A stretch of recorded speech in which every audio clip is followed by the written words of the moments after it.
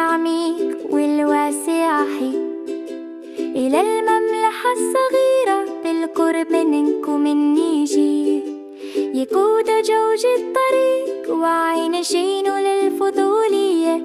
هيا نتبع الملحة في مفاجأة لذيذتها. الأمواج تتلاطم تحت الشمس الذهبية دمشق. يا همس البحر لقد بدأ عملي. ماء مالح قوي وصادق يدفق إلى الأحواض حيث يبدأ العمل. قنوات دقيقة ببطء وبترتيب. الطبيعة والبشر يلتقون أخيراً شمرورا. من البحر إلى الحوض ومن الحوض إلى الأرض يبدأ الملح بيد الطبيعة رم. من المحيط واسع وأزرق تبدأ هذه القصة المالحة معك. الشمس تشرق والريح تقول مرحبا. يتبخر الماء مع مرور الوقت. جزيئات صغيرة بيضاء وصافية تظهر بلورات ملح تدريجيا.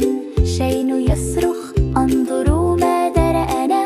سحر طبيعي بالكامل. الشمس والرياح تفعل كل ما تستطيع. تحول الماء إلى حبات رائعة.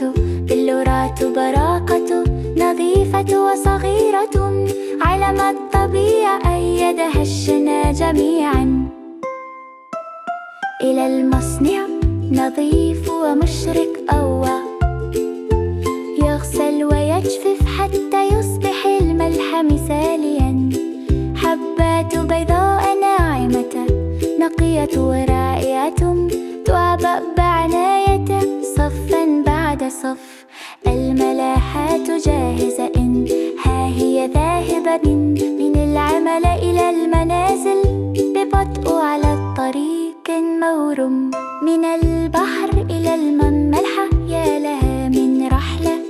الملح الذي نستخدمه كل يوم نظيف وآمن صغير وذكي. من هدية الطبيعة إلى قلب المطبخ.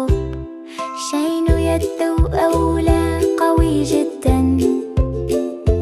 يركض نحو الماء ضاحكا. جوج يقول فقط رشة صديقي.